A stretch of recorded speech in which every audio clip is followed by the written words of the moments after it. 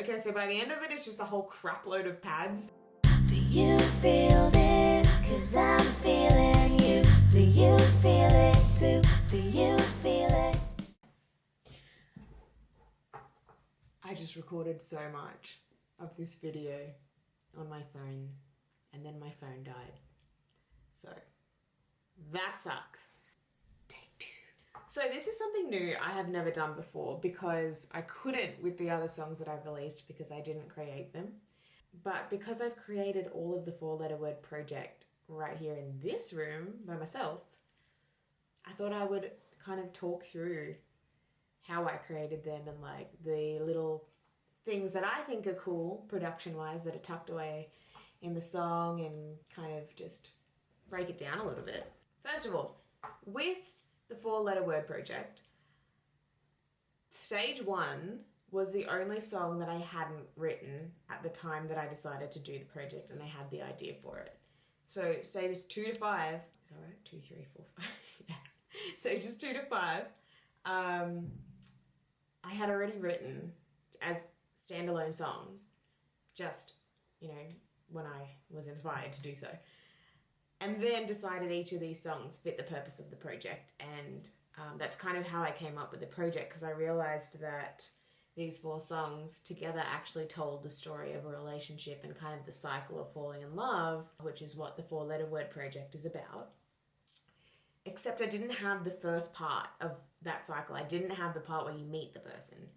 So I was missing stage 1, and I knew I had to write stage 1, but I had the worst writer's block for it for the longest time. And before I got the lyrics for it, I knew what the song had to sound like musically. Because all of the songs in the 4-letter word project, the music is supposed to convey the same emotions as what you feel in those stages. It's meant to sound like those emotions. So when I was going to go create stage 1, I knew that I needed the music to sound like excitement and intrigue and butterflies, like the feeling when you get butterflies when you see somebody. And I essentially wanted it all to be like a dreamy kind of thing, like, you know, when you see someone and everything else just kind of stops and all you can see is this person. To do that, I started really basic with some pads, and because I didn't really know, there's Penny barking. Filming videos with 3 dogs in the house is very challenging. Okay, where were we? So, I chose a really basic common chord progression in pop music, C, G, A minor, F. So, 1, 5, 6, 4. And I just looked for some pads that sounded really dreamy, because the whole thing was kind of like in my head like a dreamscape. That's kind of the term I was thinking of when I made it. So, these are the pads that I landed on. Here we go. Just really dreamy, like full of atmosphere.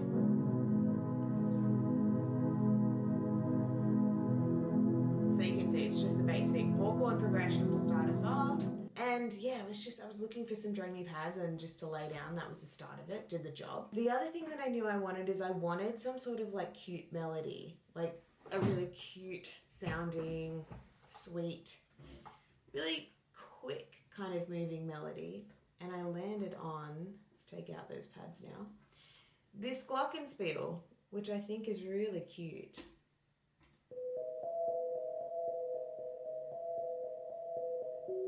So it's still playing the same chord progression, but the moving notes of it. And I think the movement, how fast it is what adds to the whole feeling of excitement. And the butterflies, it's kind of like, because these notes are moving so quickly, it almost reminds me of like butterflies flapping its wings. For me anyway, that's kind of what I was going for. And also like the fluttering, like, you know how people talk about like your heart flutters, that kind of thing. That's what I wanted to get across with the glockenspiel. So that doesn't kick in. The glockenspiel doesn't kick in until the first verse. Oh, I said chorus before, I think. I meant verse. First verse. So I needed something in the intro before the first verse kicks in. And so I wanted some atmosphere, and I found this thing called atmospheric noise pad. And I was like, well, that sounds about right. And it actually does the job, and this is what it sounds like.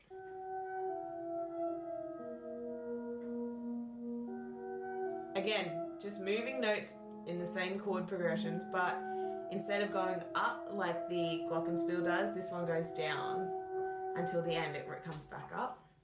Okay, so then I had that, and I had like a couple of other bits. Like I just pretty much laid down basic things for the track to be able to write to it. And then when I came back to producing it properly and adding in all the other things, I decided for all of the songs, because they're meant to be like a narrative and telling a story, I wanted to put in some real life sounds and elements to kind of ground it in real life. So the first lyric in this song is Monday morning and I saw you standing by the coffee machine. That was one of the earliest lyrics that I had. If you followed me for a while, you might remember ages ago, I put up one of those question boxes on my story on Instagram, and I asked people to send me through their stories of how they met their partner or how someone they know met their partner, if it was a great story. Pretty much I was just looking for some inspiration to write this song, because I was trying to write this song about when you meet your future partner.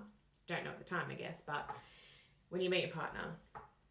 And so many people replied with that they met them at work, met their partner at work. So I was like, okay, let's use that because people relate to it. So I start off the song with a series of sound bites of office chatter. The first one, just some people talking, casual. I liked that it just had like the how's it going, because you know it's a very office thing to be like, how's it going? How was your weekend? You know, that kind of thing. Then the next one,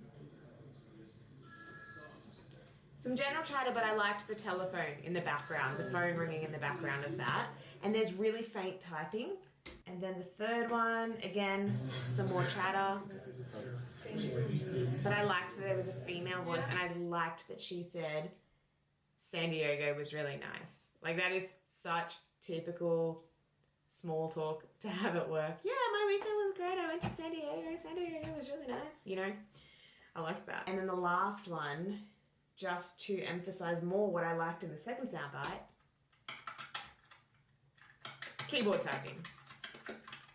I think that just really nails it home that we're in an office space. If it wasn't obvious before, like before it's kind of obvious we're in a public space with people around, but I think the keyboard typing really nails down that we're in an office space. Just to set the scene and give context for where we are in this story, because I think it sets it up well for when we come in Monday with... morning, Anna, I saw you standing by the coffee machine. I think you knew you.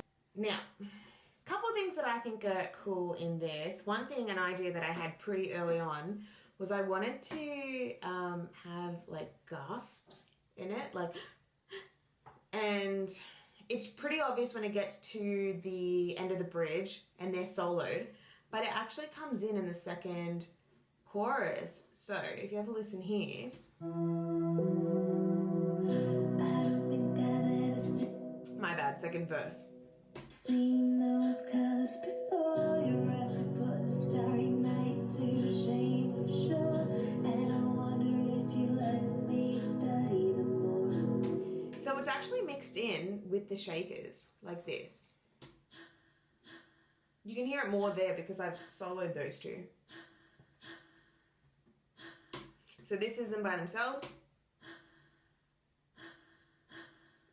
So it's me going in the microphone, and then like obviously I have done some stuff to it, added some reverb, EQ'd it a little bit, compressed it a little bit, just really basic stuff.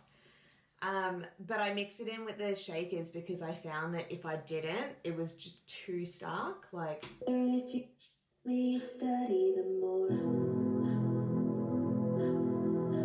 I don't know, it just sounded like too stark that it was gasping if I didn't mix it in. So I mixed it in with the shakers together until you get to where I wanted it to be obvious that what it was at the end of this bridge here.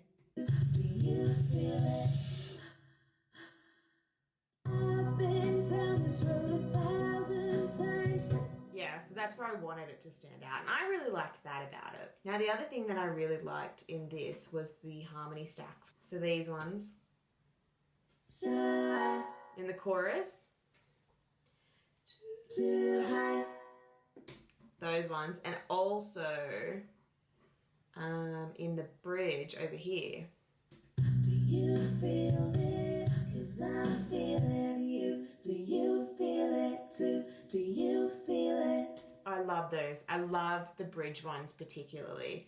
Other people have told me that they really like the chorus ones, and that's something that I've gotten from a few people who've listened to the song, but I really love these bridge ones. Okay, so by the end of it, it's just a whole crap load of pads, different types of pads, just to get it really, really like filled out, and all the pads are panned in different directions, so you fill out all the sound space. Okay, I have to be quick because the camera died and I charged it a little bit, but it's only got a really small amount of battery and I need to go vacuum. So all in all, that is a little look at some of the session and like how I created stage 1 from the 4-letter word project. I hope you found it interesting. I don't know, it's not, I mean, I nerd out about this stuff and I love seeing people break down how they made songs and how it came together and the different parts of it and whatnot. Let me know if you did like it. I'm probably going to do it for the next ones as well, just because especially the next one, stage 2, there's some really cool things in it that I just want to point out. So a little bit of a subtle plug for the next one. I hope you've liked stage 1 if you've heard it. If you haven't heard it yet, go check it out. Stage 1, the 4-letter word project by moi, on all streaming platforms. You know the deal. You know where to go, how to listen to the tunes. All right, thanks for watching. 'Cause I've been down this road 1,000 times, so I'm not one to get my hopes up far too high. I don't know what this could be, I don't know where it could go. I just can't say